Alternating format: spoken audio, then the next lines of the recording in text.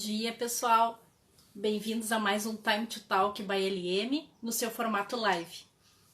Então, antes da gente chamar o nosso convidado, a gente entrou um minutinho antes, dar os recadinhos para vocês sobre o nosso curso, né? A gente está com um curso online de preventivo trabalhista, foco RH, que começa semana que vem.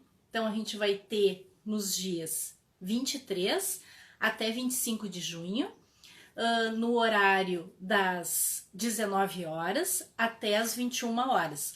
O curso é super interativo, então a gente vai transmitir pelo Google Meet, já está confirmado.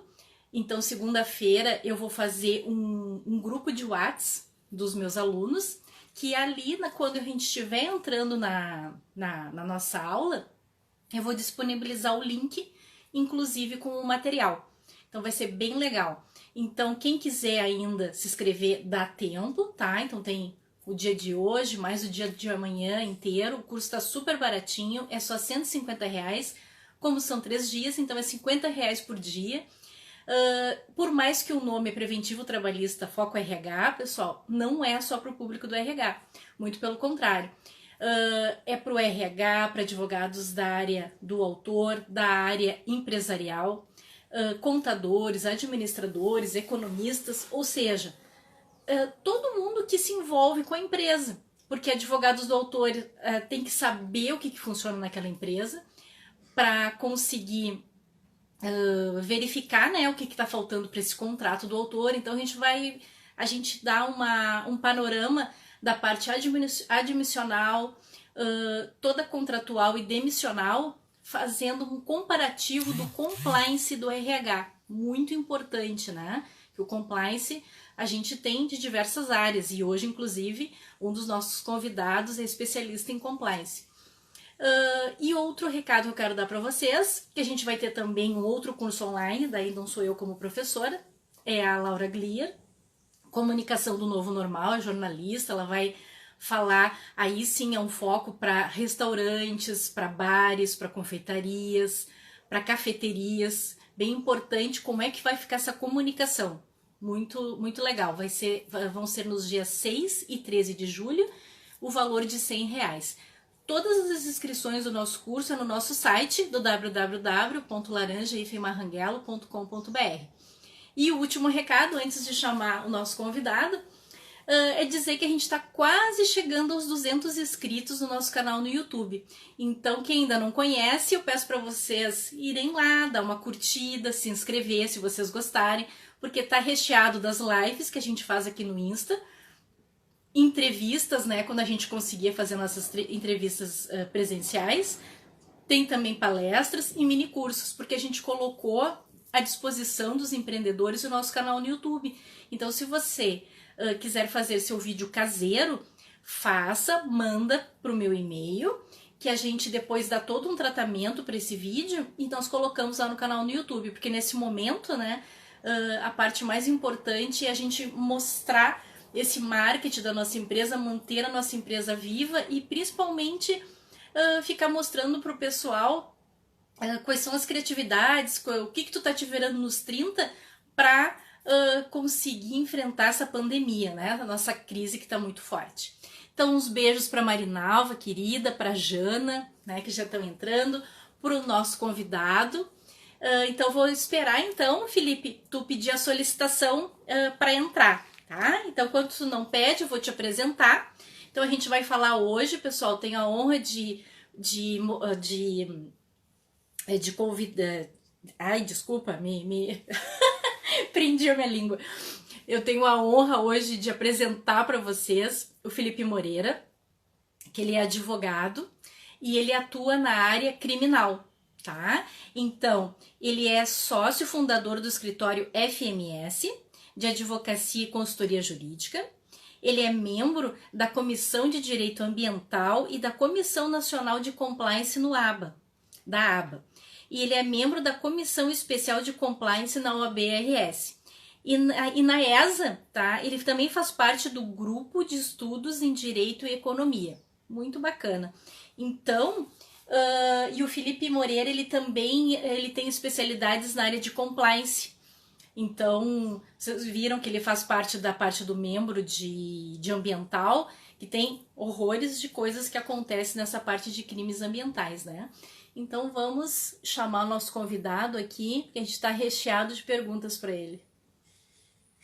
Perguntas para o Felipe, viu, pessoal? Paulo Cordeiro acordou cedinho, hein? Oi, Felipe. Bom dia, como vai? Tudo Tudo bem? certo? Tudo? Tudo bem, tudo Seja ótimo. Contigo? bem-vindo ao nosso canal. Obrigada por ter aceito esse convite. Eu é que agradeço aí a oportunidade da gente ter esse bate-papo. Que legal. Me escuta bem? Tô te escutando bem. Tá me escutando bem? Sim.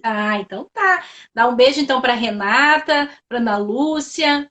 Bom dia para todos vocês. Beijo, mãe. Ana Lúcia, minha mãe. Legal. Oi, amor. Toda a família presente, então. E minha noiva. Família toda presente aí. Isso é importante. Nesses tempos de pandemia, a parte mais importante é a família e os amigos, né? Não tem dúvida. Com certeza, com certeza. A maior bênção que a gente pode ter nesse momento é o apoio e a companhia deles. Não tem dúvida. Então tá, Felipe. Então eu queria que tu já te apresentei, né? Eu queria que tu traçasse um pouquinho, falasse um pouquinho desse teu panorama, né? Que eu anotei aqui para a gente conversar um pouquinho sobre a tua trajetória inicial, como é que ocorreu. Ok. É uma questão que chama um pouco a atenção, né?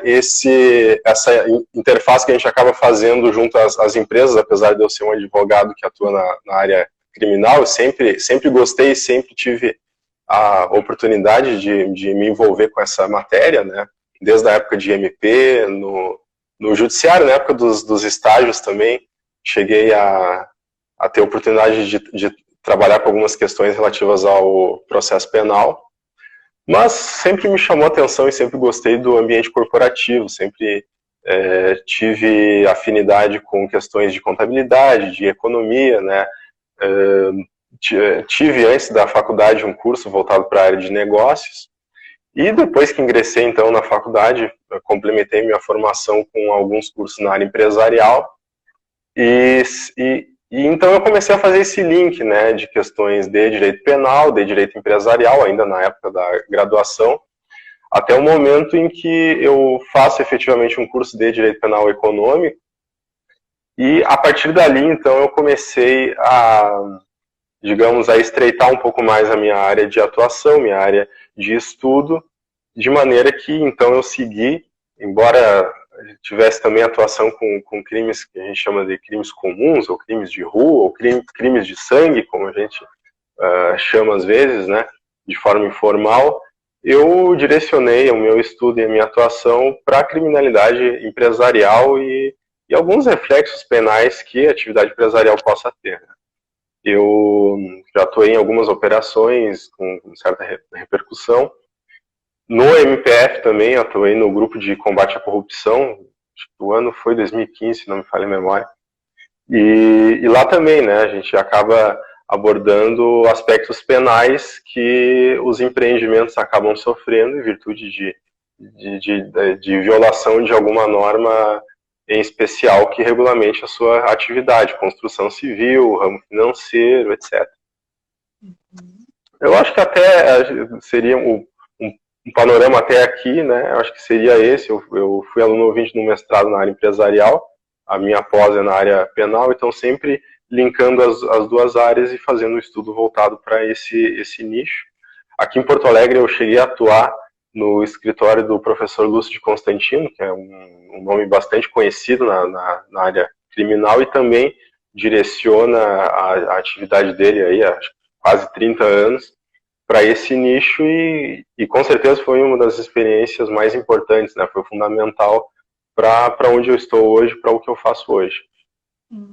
E até era isso que eu ia te perguntar, se tu sempre empreendeu na área de advocacia, mas então, antes de tu abrir o teu próprio escritório, tu chegasse a trabalhar também como funcionário de outros escritórios. Sim, em duas oportunidades, né? Além dele, eu trabalhei em um grande escritório da área empresarial, sempre seguindo essa lógica de linkar os dois nichos, né? Então eu trabalhei na parte tributária e contratual de grandes multinacionais de ramos diversos, indústria alimentícia, varejo, indústria de tintas, nossa, bebidas, enfim, uma série o ramo agrícola também, agrobusiness, que está cada vez mais forte, é uma atividade muito importante para o nosso país, nosso estado em especial. Então eu fiz esse link com essas duas atividades, atuando em dois escritórios, né? E além do Ministério Público Federal. E aí, então esse caldeirão de experiências, essa efervescência me viabilizou ter esse know-how que a gente exerce hoje na advocacia como autônomo, né? Eu comecei a advogar e desde já eu tive a oportunidade de trabalhar já com o direito penal, então eu acabei direcionando e me especializando nessa área. E tanto estudo assim, sobra tempo para conseguir trabalhar também?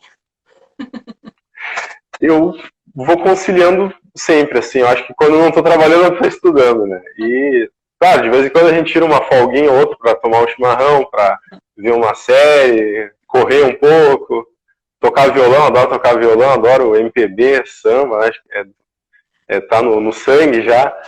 Então a gente consegue fazer tudo isso e espairecer um pouco também. Tá certo.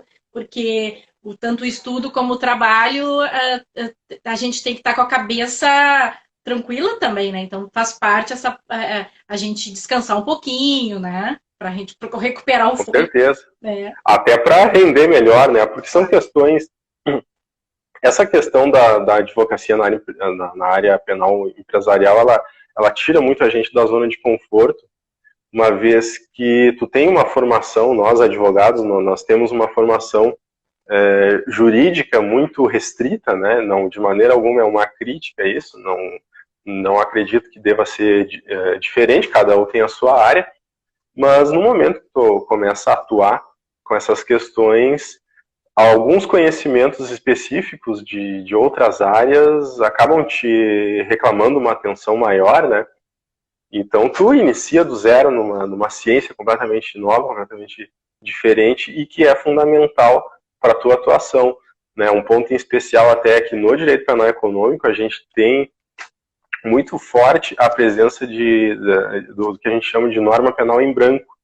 Então, a lei penal em si, ela não te fornece subsídio para tu ter uma compreensão total daquela situação, de maneira que tu precisa te socorrer de outras leis ou muitas vezes normas regulamentares, entendimentos que advêm de órgãos como o Banco Central, CVM, Receita, etc. Então, esse complemento, ele é fundamental e é uma questão nova, né? Tu sai da faculdade com uma formação estritamente jurídica e tu vai atuar com isso e tu te depara com uma atmosfera onde o direito puramente não te dá a resposta que tu precisa, né?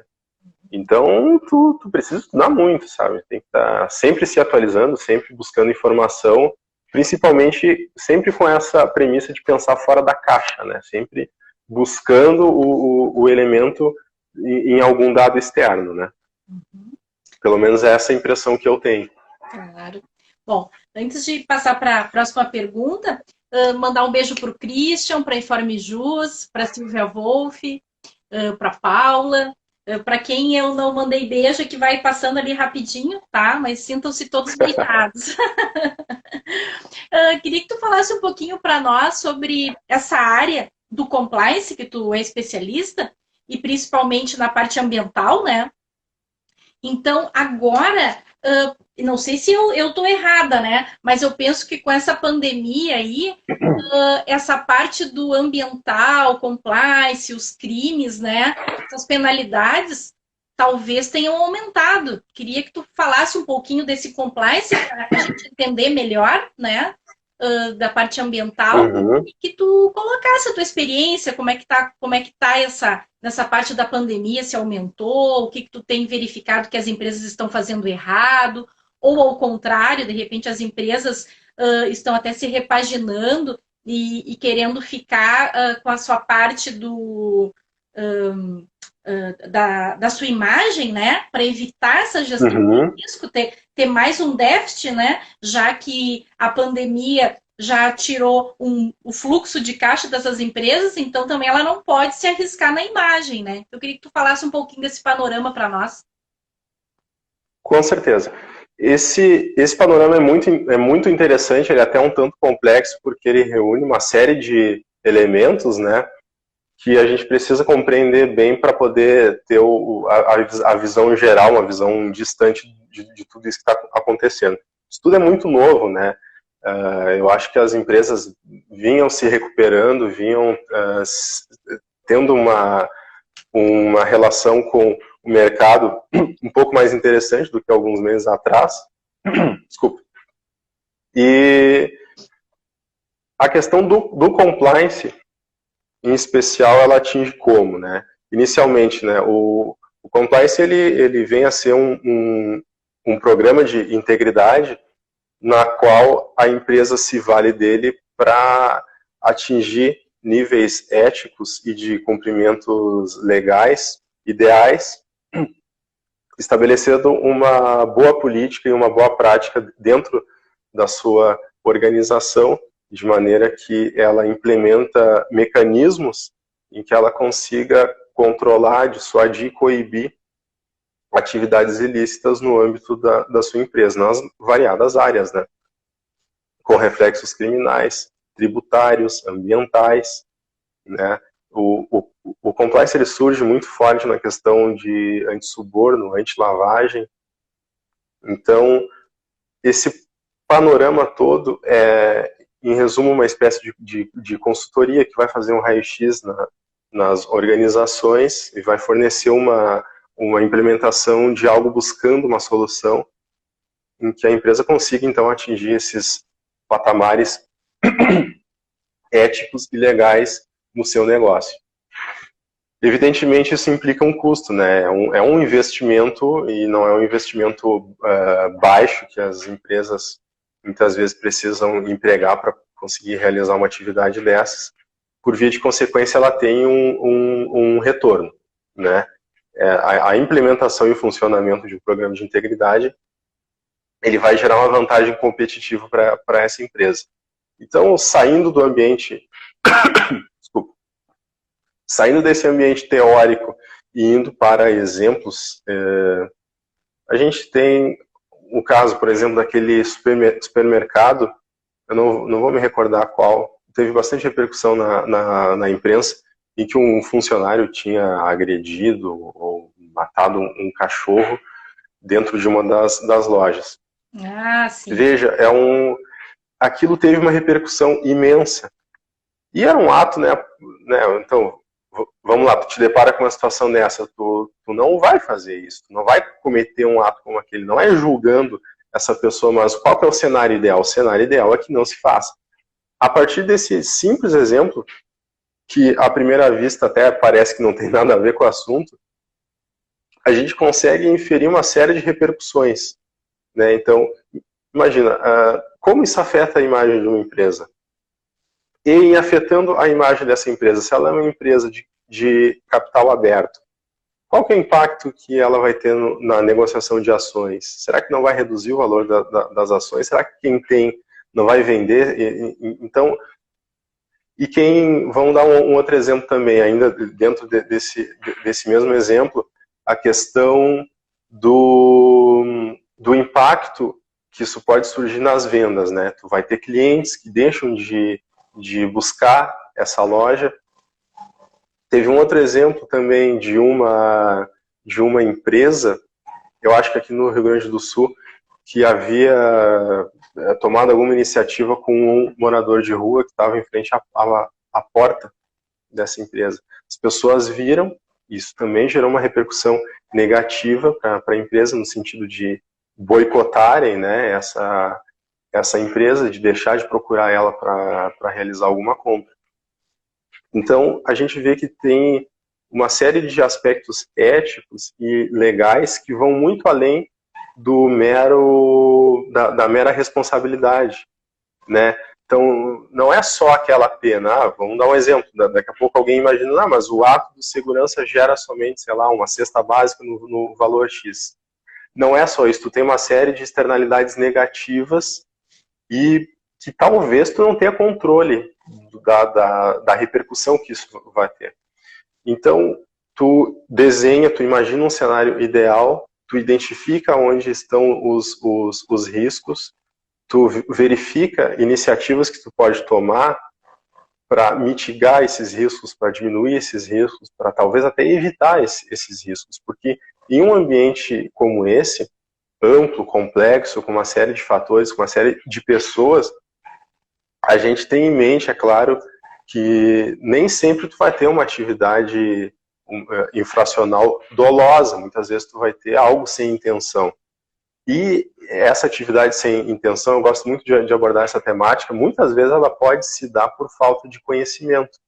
Então tu estrutura o que possa ser o risco da tua empresa e tu traz conhecimento para dentro dessa atmosfera, tu busca solucionar muita coisa com a informação, com treinamento, com transparência, saber o que cada um faz, como faz, quando faz, porque a gente sabe que quando tu está sendo visto, o teu comportamento ele é otimizado.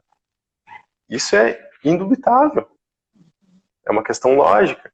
Então tu fomenta que algo seja cumprido e realizado de maneira adequada, de maneira íntegra, né? Tu te assegura que isso vai poder ser verificado, acompanhado, tu cria canais de denúncia, de reclamação, tu cria uma sistemática justa para que aquele que seja eventualmente apontado por alguma atividade suspeita de ilicitude possa ser investigado, possa ter oportunidade de defesa, possa ser responsabilizado dentro dos ditames legais, né? Então essa atmosfera toda ela pode se resumir, se explicar dessa maneira em termos de compliance, né? E trazendo essa realidade toda para um cenário que a gente vive, né, atualmente de pandemia, quais são os reflexos, né? Eu acho que o primeiro seria a questão da crise, né, da maneira com que essa situação toda atingiu a parte econômico-financeira das empresas e que acabam, por via de consequência, a ver o programa de integridade como um custo elevado e que talvez não seja interessante para ele. Por um outro lado, a gente tem, às vezes, a exigência que esse programa de integridade exista, né? Acho que para quem trabalha para quem contrata com a administração pública, sabe que essa é uma realidade. Alguns estados já vêm há algum tempo exigindo o programa de integridade efetivo como um dos requisitos para poder fazer parte, por exemplo, de uma licitação, se não me engano é o caso do Espírito Santo. Então já é um movimento em que o meio ambiente corporativo te exige. Às vezes tu não vai ter uma lei dizendo que tu tens que ter, mas o mercado exige. Se tu te relaciona com empresas estrangeiras, se tu é uma empresa, ou tu te relaciona com uma empresa do ramo financeiro, eu já ouvi aí advogado que perdeu contrato com banco porque não tinha compliance. Então, tu é um escritório de advocacia, tu presta serviço para uma instituição financeira que é obrigada e tu não tem programa de integridade. Então, tu começa a se comportar de uma maneira que está fora dessa atmosfera que tu quer fazer parte. Se tu quer continuar ali, tu precisa ter essas condições. E eu acho que esse talvez seja um dos maiores valores que o programa de integridade ele atrai, ele agrega, ele gera valor pro negócio de maneira a compensar esse investimento muitas vezes alto que a empresa possa ter com ele. E a pandemia, ela tem trazido muita discussão aí em relação às licitações, sabe? Então, tá havendo uma flexibilização da lei de licitações. Acho que a própria questão da crise, o problema com caixa, com fluxo, ele acaba gerando no empresariado uma sensação de risco, de insegurança, que talvez, sem qualquer pré-julgamento de ordem moral ou ética, essa situação talvez pode conduzir o empresário a uma situação extrema em que daqui a pouco ele vai ter que escolher entre pagar uma folha de pagamento ou o imposto. As duas vão trazer uma repercussão jurídica negativa para ele, né? Mas ele não tem como honrar as duas, ele vai escolher uma ou outra e vai assumir um risco, né? Então, esse cenário todo ele gera um ambiente onde é muito interessante discutir a respeito de risco, de mitigação de risco, do que pode ser feito, do que não pode, e com certeza fazendo uma análise muito multidisciplinar, né? Tu não vai resolver só com uma frente de trabalho, tu vai resolver com várias, né? Perfeito. Vou mandar uns beijos aqui, então. Beijo pro Gustavo Rocha. Tá valendo o comentário do Gustavo aqui. Ele tá participando, mandando várias considerações. Então, Gustavo Rocha, Jennifer, Matheus, Natilu, Cláudia Costa, Carla, Fabrício, Celso Júnior, Comissão do Direito da OAB, o Guta Naugstein, Feirão das HQs, que é do Christian, a Carla, Brito, Perito Eduardo. Tá? Então, um beijo para todo mundo. Bom, referente a essa parte do compliance, que tu tava. Um beijo para o José Maranguelo também, que entrou agora. Essa parte. E aí, meu querido? A Andréia também entrou. Querida Andréia. Bom, essa parte. Pessoal acompanhando aí, um abraço para todos vocês. O pessoal tá. Sem mais um chimarrão aqui para mim. Essa parte do compliance que tu falasse, eu adoro, né, essa parte, porque não faço parte do direito, né, do compliance, mas eu faço parte dessa parte de peritagem, que eu atuo bastante, contábil e também na parte do RH. Então, tanto é que o curso que a gente vai fazer semana que vem, que é o Preventivo Trabalhista Foco RH, ele é todo focado no compliance do RH. Então, como é importante, né? Então, muito importante. Sim. Então, eu queria comentar contigo assim que às vezes a empresa ela faz todo um programa de compliance, um programa de integridade, que a gente sabe que esse programa não é fácil, não é rápido, né? Ele é um trabalhinho de formiguinha, né? Até conseguir realmente, não vamos dizer assim, ser finalizado, porque ele tem que estar sempre sendo repaginado, analisado, né? Só que eu vejo que o grande problema, né, não sei se tu concorda comigo, são os funcionários dessa empresa. Porque, veja bem, o exemplo que tu deu desse supermercado que aconteceu, esse fato do cachorro, enfim, a empresa ela teve essa repercussão toda negativa, mas foi por uma falha do funcionário. Aí, muitas vezes é falado assim, poxa, mas esse funcionário não teve o treinamento adequado? Olha, ele pode ter tido o treinamento adequado. Mas o problema é que às vezes acontece que o funcionário naquele dia, desse exemplo que tu deu, sei lá, o cara não estava nos dinheiro dele, vamos dizer assim. Foi, o cara estava... Exatamente, foi. De repente foi um dia da vida do cara que ele estourou, que ele teve algum... Exatamente. É complicado. Então, como é complicado? Então, a gente vê diversas ocorrências, né? A gente também tem fatos, né?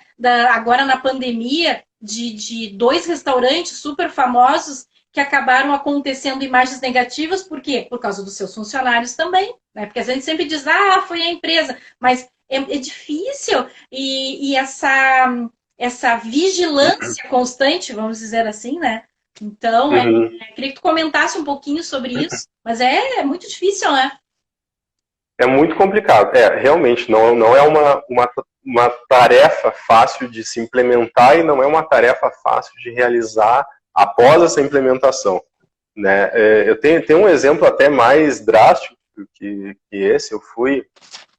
Tempo atrás eu fui advogado de shopping, também prestando consultoria na área penal, e numa reunião a gente conversou a respeito de uma situação que aconteceu em outro shopping, em outro estado, em que o segurança trabalhava há muito tempo ali, ele tinha todo o acompanhamento que a área exige, E um dia uma pessoa passa por ele e xinga ele, fala alguma coisa para ele não gosta, e ele não retruca, ele não reclama, ele não faz nada, ele simplesmente saca a arma e mata a pessoa que ofendeu ele.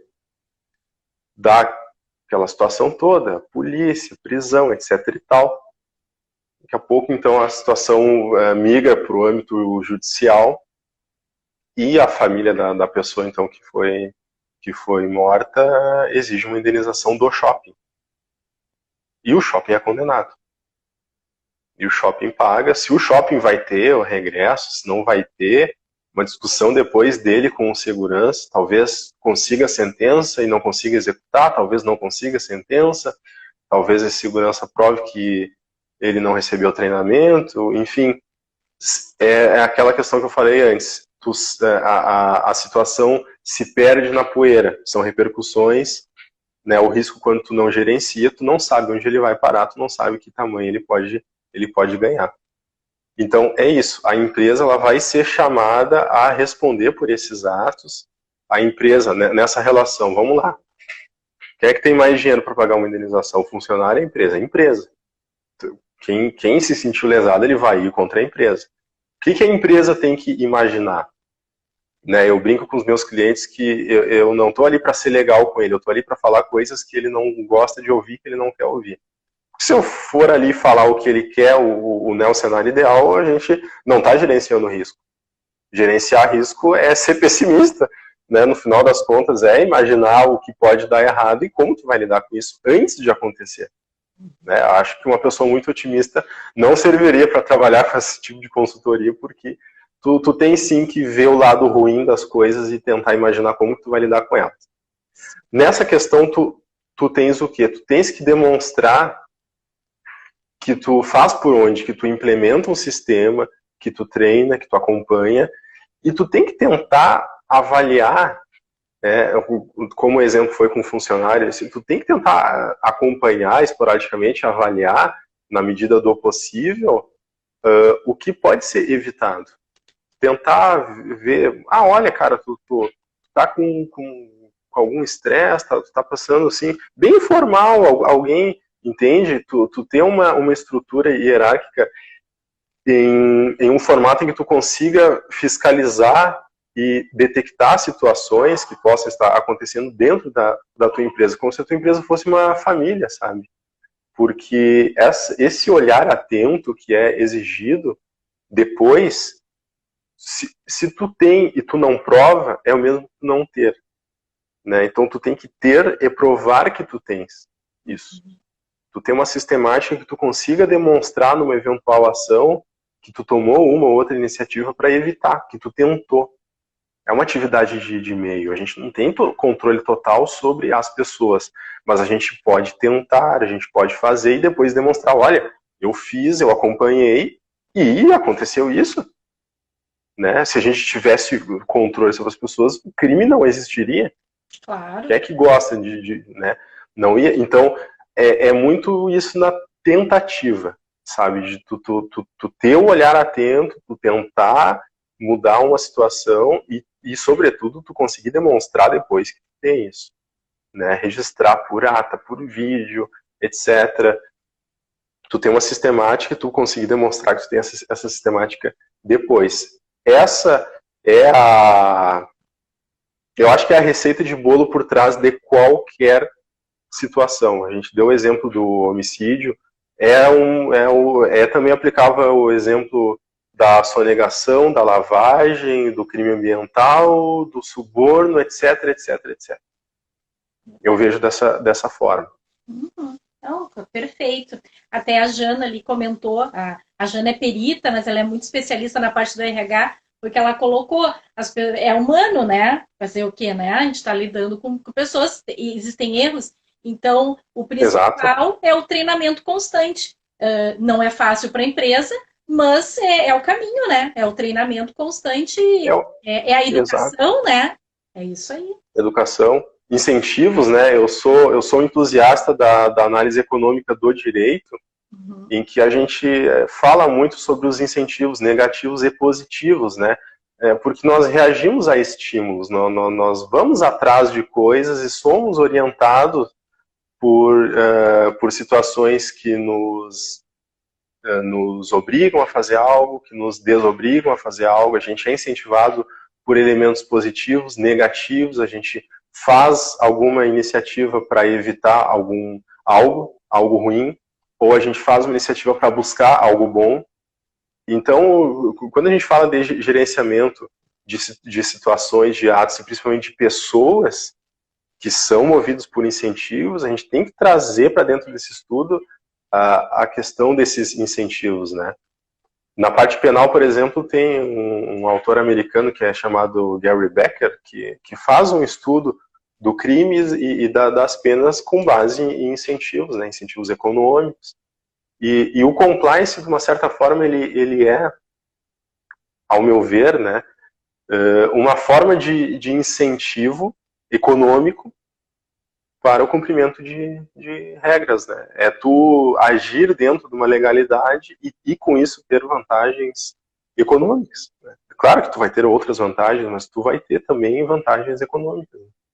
Perfeito. Grande doutor Marcelo, um amigão meu, tá chegando ali. Abraço. Legal. Bom, queria que tu falasse um pouquinho também, porque a gente começa a falar em compliance e não para, né? Mas é verdade, tem realmente todo esse fator aí penal muito forte, né, no compliance. Aí tem uma questão que eu fico muito chateada, fico muito mordida, na verdade. Não vou citar aqui o nome desses grandes magazines, mas a gente sabe que isso já saiu na mídia muito, mas não, só para a gente não se comprometer, não vamos citar os nomes, né? Mas eu queria que tu falasse assim, olha só, tem grandes magazines que já foram acusados no passado, por muitas vezes, por causa do trabalho escravo. Então, já foram encontrados caminhões fechados, containers de crianças costurando, famílias inteiras, né? Então, trabalho escravo mesmo. E essas grandes magazines pagaram multas altíssimas. Só que a gente sabe que isso continua. Então, a grande pergunta é, na parte do direito, assim, como é que tu vê essa parte que existem multas, os grandes magazines pagam essas multas, mas como eles continuam vendendo certas marcas de roupas que a gente sabe que continua esse trabalho escravo, por que não findar essa prática? Qual é a motivação que continua isso, se é sabido, e esses grandes magazines continuam, inclusive, como se eles fossem exemplo de gestão. Isso eu fico louca até com essa. Sim. O que eu vejo é uma questão bastante complexa e, em linhas gerais, assim, bem resumidamente, o que eu vejo que pode ser uma orientação por trás dessa situação, né? Eu acho que o que está influenciando uma situação como essa é a questão da continuidade da empresa, da ideia de se resguardar esses empregos, até a geração de receita que ela possa vir a gerar, né? Então, frente a uma situação como essa, eu vejo muito claro um dualismo onde é colocado em jogo, de um lado, as ilegalidades que são realizadas, e de um outro, os lados, vamos dizer, os benefícios que esse negócio gera, como outros empregos que não esses que são tratados de maneira análoga à escravidão, a geração de receita. Então, existem interesses econômicos. Em contrapartida, existem os elementos de ilicitude, de falta de ética, de falta de um comportamento de acordo, de um comportamento conforme, né? Ao autorizar que uma situação dessa siga sendo realizada, a gente está concordando com isso, a gente está convalidando um ato, que é um ato ilícito, né? A pena de início ela não deve extinguir, né? Essas multas, a forma com que se trata, a forma com que o Estado reage a essa ilicitude, ela se assemelha com o que seria com a pena de morte, a pena extrema, né? O Estado não vai matar a pessoa porque ela cometeu o crime, o Estado não vai matar a empresa porque ela cometeu aquele ilícito. Eu vejo muito claro que o raciocínio por trás disso é esse. A questão da empresa é muito complexa. É muito complexa. Essas multas, às vezes, por mais altas que elas sejam, elas não têm o condão de afetar esses negócios a ponto deles não conseguirem mais seguir com as suas atividades, né? Eu acho isso muito complicado. Eu acho que num caso de reincidência extrema, ainda mais de atividades tão danosas e tão... É até uma questão, acho que, de falta de humanidade, sabe? Eu agora falando contigo sobre isso, eu me recordo que na época do MP, eu recebi uma denúncia de trabalho análogo à escravidão numa região, que eu também não vou dizer qual, por questão de ética profissional, que é uma cidade pequena. E eu fiquei chocado. Eu pensei, nossa, mas isso está acontecendo aqui. Aqui, né, era a alguns quilômetros da onde eu morava, né, naquela época. Então eu fiquei bastante impressionado. A gente nunca acha que isso vai acontecer próximo da gente ou com alguém que a gente conhece. E a gente também não sabe exatamente como funciona, né? Eram funcionários que, se eles não batessem a meta daquela empresa, eles não tinham direito à água e eles não tinham direito à carona para voltar para casa, porque a empresa era na zona rural e ficava a cerca de 60 quilômetros ou 70, alguma coisa assim, da onde eles moravam. Não bateu a meta, volta a pé. Bateu um pouco dessa meta, ó, tu já tem direito à água, pode tomar água. Bateu toda a meta, beleza, agora tu tem a água, tem o salário do dia, que era meia dúzia de pila lá, e tem a carona para tu voltar para tua casa. Que absurdo, que absurdo. É inimaginável, é inimaginável. A gente... Né? Então, a gente... E a gente consome produtos dessas empresas, muitas vezes, sem saber. Exatamente. Às vezes, tu demora a vincular a marca com a empresa. Existem também reorganizações societárias, justamente para tentar desvincular, né? A marca está numa PJ diferente da que pratica efetivamente a atividade industrial. Então, claro, existem várias maneiras de tentar desconectar um elemento do outro, né? Tentar romper esse link, esse nexo. É difícil de investigar, é difícil de apurar, é difícil de descobrir, é difícil de punir e, às vezes, quando pune mal. Pune mal. A gente fez uma live esses dias aí com a minha colega Maria Eduarda, também da ABA, e falamos somente da questão ambiental e é mal processado, é mal punido, é moroso. Então, todo esse cenário que eu desenho de incerteza, de insegurança jurídica é o que contribui para que isso aconteça, né? Tu não tem aquilo que eu falei antes, o estímulo negativo. Tu não tem um estímulo negativo, né? Olha, eu não vou fazer isso porque eu vou me ferrar ali na frente se eu fizer isso. Falando bem o português, acaba não existindo essa visão, né? E em termos de meio ambiente, né? Como a gente trouxe antes, teve um jornal alemão, o Deutsche Welle, fez um levantamento no Brasil dessa situação aqui, que eram não sei quantos bilhões de reais em multas, acho que só 5% tinha sido pago. 5%. 5% não é nada. Né? Então, tu tem o reconhecimento de uma reprimenda legal e tu não tem a aplicabilidade dela, né? Então, isso gera uma sensação de impunidade.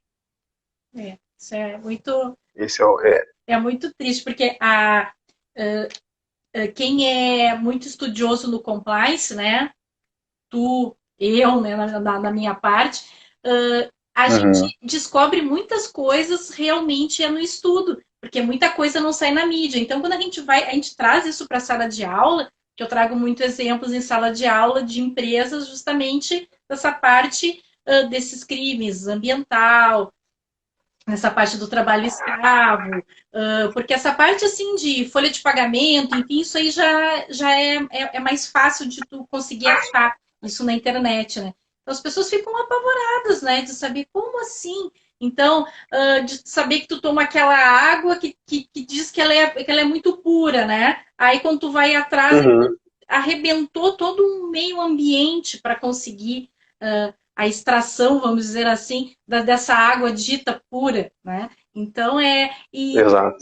e a gente fica muito chateado quando a gente estuda muito essa parte do compliance, isso eu digo por mim, nessa parte que eu aplico muito sobre o RH, a parte contábil, porque os alunos às vezes olham para mim e dizem assim: nossa, mas tudo isso que tu está falando para nós, prof, é muito utopia, porque a gente tenta aplicar realmente isso nas empresas e a gente vê que a verdade é diferente, né? É bem diferente.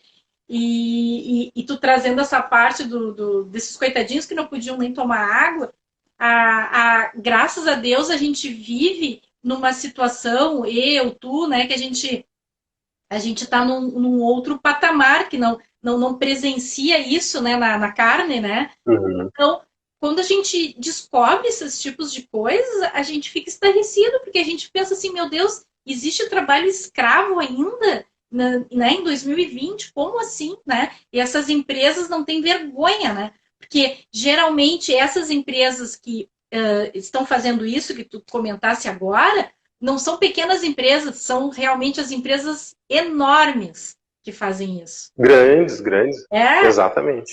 eu sei, são as enormes. Então, poxa, eles não tem um pingo, né, de saber que aquela pessoinha que começa a trabalhar lá no campo, enfim, é ela que faz reverter depois o seu prolabore, né, tão grandioso que tem, né, no final do mês, né.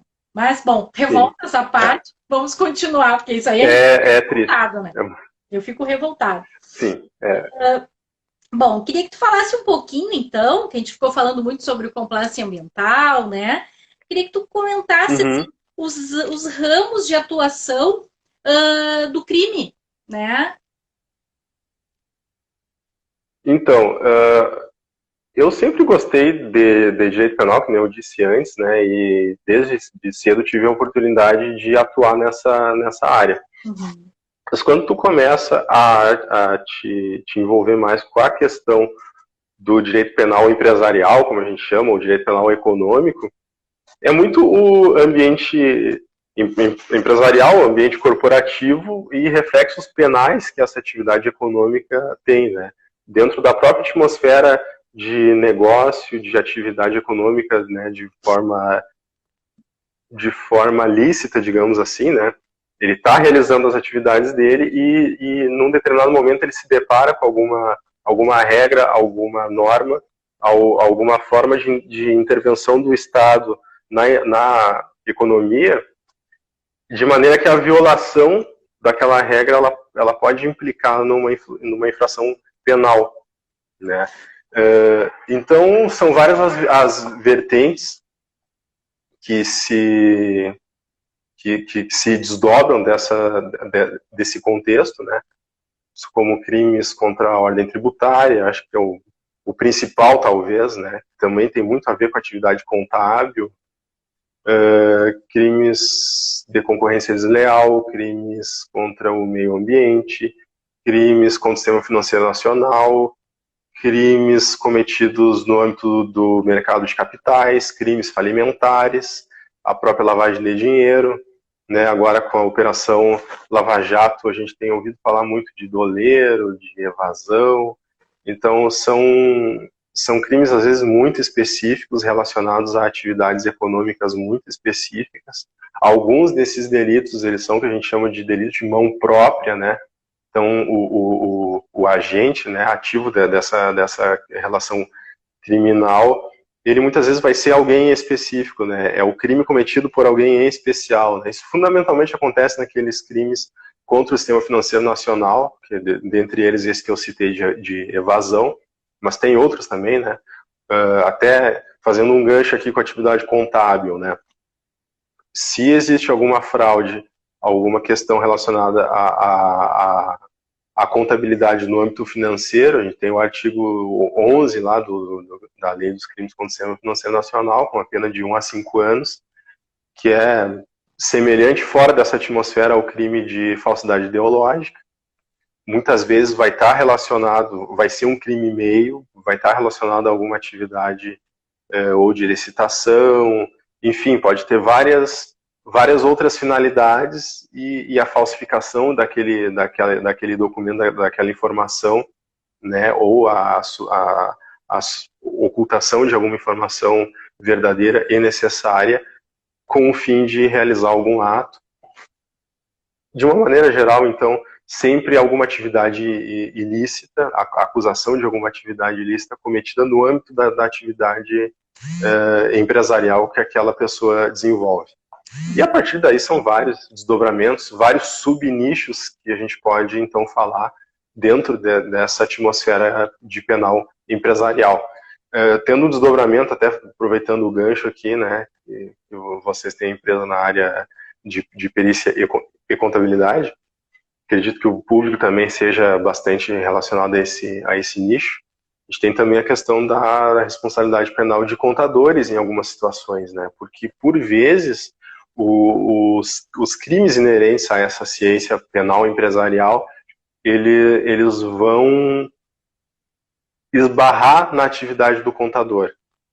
Eles vão esbarrar na questão de alguma declaração contábil, de algum documento de natureza contábil, e da forma que isso for ser realizado, ele pode atrair para o contador uma responsabilidade penal, né? Então é um risco, né? Dentro do compliance tem aquela expressão que a gente chama de know your partner, se não me engano.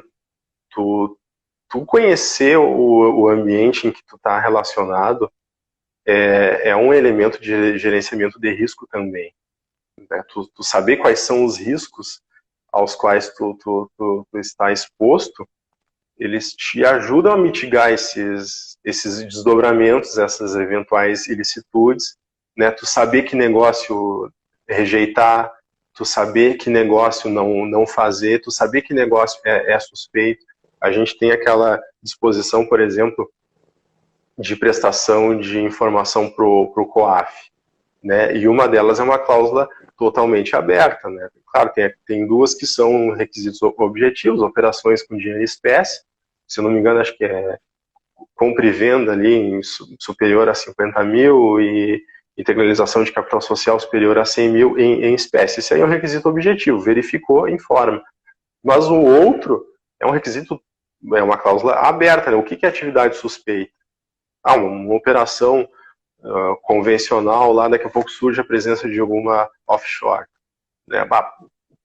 Por que tem que fazer o pagamento para essa empresa sediada nas Ilhas Caimã, entende? Com conta no Panamá, com conta na Suíça. Tu começa então a olhar de uma outra forma. Não é ilícito tu ter esses negócios, né? Não é ilícito ninguém empreender lá.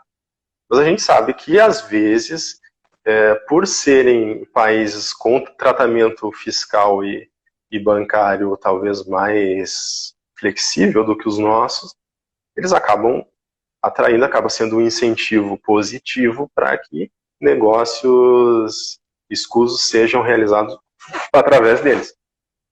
Então, o contador que vai se deparar, por exemplo, com uma situação como essa, de repente ele vai ter que dar uma atenção diferente. De repente ele vai ter que exigir mais documentos que ele exigiria numa transação convencional, uma transação comum. Né? Tem um contrato, é uma despesa. Que despesa é? Com serviço. Cadê o contrato? Está aqui. Cadê a comprovação que o serviço foi realizado? Porque tu, contador, recebendo a informação de que tudo está ocorrendo de forma lícita, e tu está sendo informado e estão te trazendo comprovações documentais de que isso está sendo realizado de forma lícita, tá te resguardando, tá mitigando o risco, tá relativizando a possibilidade de tu ter um risco, inclusive com repercussão criminal lá na frente. Se der problema, tu vai dizer, não, olha só, Eu fui informado de que era uma operação totalmente lícita, que era uma despesa comprovada, eu tenho os documentos aqui. Agora, se aconteceu algo diferente disso, eu não sei. E tu não sabe, porque tu não é investigador, tu é contador. Exatamente. Não é, Né? Então, que tu falasse tudo, né? Que era outra perguntinha essa que eu ia te fazer sobre o contador, porque que tu explicasse muito bem. Porque o que, que acontece? Sabe que nessa parte da pandemia eu recebi mais solicitações nesse sentido. Então, todo mundo que está precisando uma assinatura ali do contador, entende? Tipo, é uma dissolução de sociedade. Assim, ó, para lá de nebulosa, sabe? Então, assim, ó, não te dão nenhuma prova documental. Aí eles só te colocam no e-mail. Ah, olha só, eu tinha tanto de dinheiro, mas e a fazenda está me dizendo que eu tenho tanto. Ah, mas não é bem assim. Aí um outro que te conta uma outra história, que às vezes é um divórcio, né? Não, mas não é assim, eu tinha tanto dinheiro, mas o meu imposto de renda está colocando aquilo, mas na verdade não é, sabe? Então eles fazem toda uma camuflagem e não te dão nenhum documento e querem que tu dê um parecer, porque eles precisam do parecer do contador. Às vezes numa demanda extrajudicial e muitas vezes numa demanda já judicial. Aí que eu digo sempre para os contadores, para os peritos contábeis, vocês têm que abrir o olho, porque muitas vezes até os honorários que essas pessoas te procuram, até são os honorários meio grandiosos. Então eles aí exato, que é já para te convencer a não... Tá entendendo? A topar e a não, ó, tu não incomoda, tu faz o que eu tô te... Exatamente. E até nesse período de pandemia, né, que tá todo mundo, né, querendo um valorzinho a mais, né? Então, claro. aí eu digo, olha, cuida, né? Então, é os honorários um pouquinho além, né, do que normalmente tu recebe, não tem prova documental. Então, tu tem que dar importância para tua profissão. Não foi fácil tu chegar onde tu chegou, né? Fez a tua faculdade, depois tu vai perder a tua carteirinha, né? E depois ter um processo penal nas costas, imagina, né? Porque a gente tem que saber... Exatamente. Às vezes, né? Tem profissões e profissões, né? Pode ter algum contato. Ferir a tua reputação, ferir a tua marca. Exatamente. Né? Vamos lá, hoje é o que, em média, o que para construir uma reputação? 10 anos, 15, né? Para que um contexto econômico saiba quem tu é, te reconheça, e aí por um ato. E vamos lá, tu não precisa nem ser condenado. Se tu for acusada e sair na 0 hora, sei lá, no Folha, deu, não precisa sentença mais. Exatamente. Sentença vai ser um detalhe. Exatamente. A tua reputação tá ali, vão jogar no teu nome no Google, ela era aquela envolvida na situação tal. Exato. E tu era inocente, e tu foi absolvido. Ninguém quer saber. Ninguém quer saber. A gente tem que ter muito cuidado, muito cuidado. Tem que ter muita atenção. E fundamentalmente, assim, as atividades que eventualmente podem ser avocadas para contribuir de alguma forma ou outra na questão da lavagem de dinheiro, que é um crime complexo. E mais, eu não falo aqui de dólar, não falo aqui de contador querendo fazer algo. Tu vai ser induzido a erro. A erro, é. Entende? Tu vai ser induzido a erro, a cometer algo, né? Para fomentar alguma situação. A lavagem tem 3 etapas, né? Então, de repente, na fase de colocação, talvez não, mas na fase de ocultação, né? Para tu conferir uma aparência de ilicitude em alguma situação que lá na frente vai ser para esse bem ser integrado, daí tu tem o teu nome ali, tu tem uma atividade tua fomentando a ocultação da origem ilícita de um bem, sem ter conhecimento. Claro que o conhecimento vai ser exigido para tua condenação criminal, mas tu tem uma insegurança jurídica, e se o processo não for justo, e se tu não tiver oportunidade de defesa, a gente sabe que às vezes a ampla defesa é relativizada. Bom, Então, para a gente ir terminando, né? Porque na verdade eu podia ficar até amanhã aqui contigo, né? Mas a gente não pode. Então, eu queria que tu Passa falasse voando o tempo. voando, voando. Quando o papo é bom, passa voando, é muito interessante.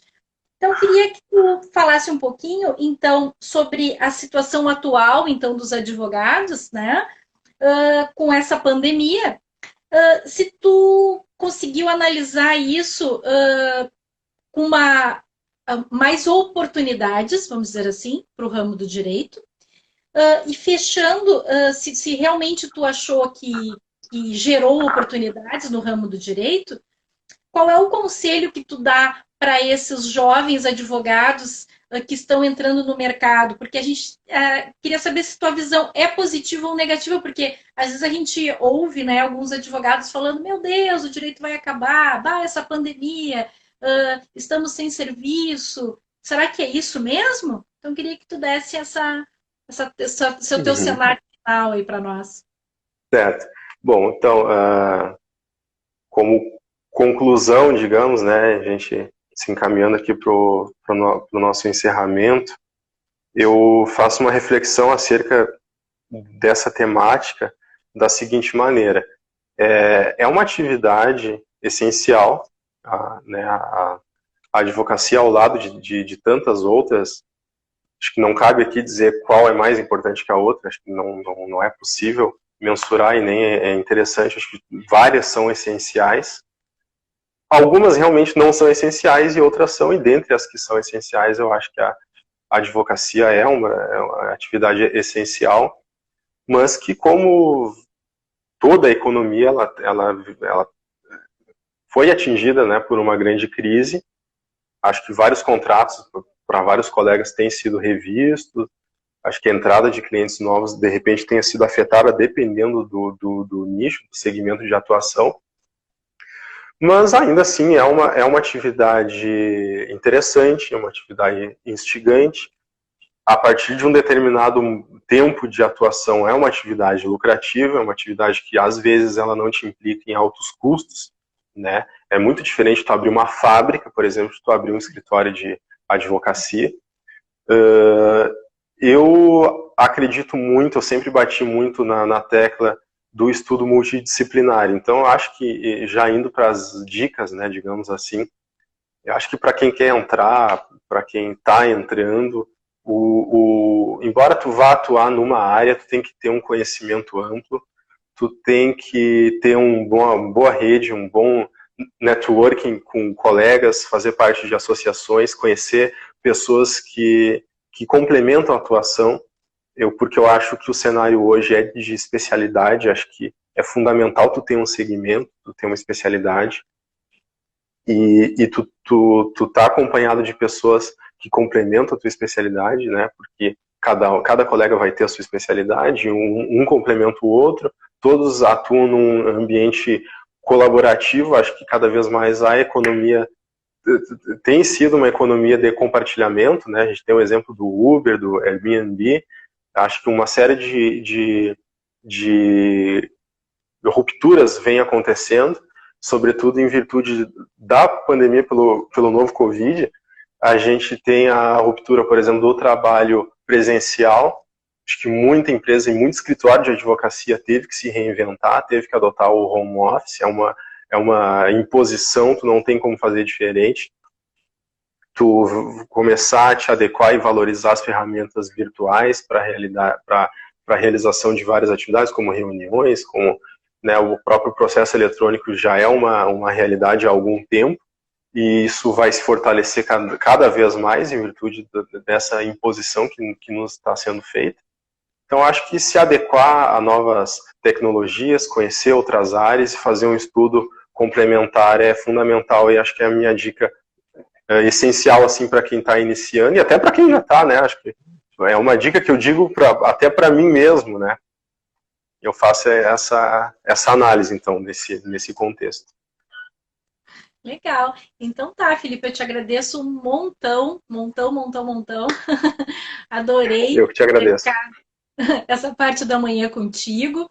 Uhum. Sei que domingo, 10 horas, a gente é o dia de lazer da gente, então eu te agradeço. mas é bem bacana porque a gente trouxe muito conhecimento para quem está nos assistindo, e esse é o objetivo da live, a gente fazer um bate-papo leve, mas ao mesmo tempo com muito conhecimento, e tenho certeza que a gente atingiu o objetivo de hoje. Eu te agradeço muito. Eu que te agradeço, então, pelas palavras, né? Espero, sim, que eu tenha atingido esse objetivo juntamente contigo. Acho que foi, sim, uma conversa bastante interessante. Foi leve, mas foi muito rica, assim. Acho que a gente falar e trocar as ideias soma, né? A gente aprende um com o outro e espero que eu possa ter somado também para os nossos amigos, seguidores aí que nos acompanharam também nessa manhã de domingo. Fica um abraço para eles, um abraço especial para ti. Agradeço o convite, a oportunidade e espero poder colaborar mais vezes aí, sempre que precisar de alguma ideia aí na área penal, pode contar comigo sempre. Ah, coisa boa. Então tá, agora eu vou esperar o convite para a live lá do teu canal. É só me chamar que eu vou. Ótimo, vamos fazer assim. Com certeza. Muito obrigado. Então tá, pessoal. Muito obrigado para todos que ficaram até o fim aqui nos assistindo.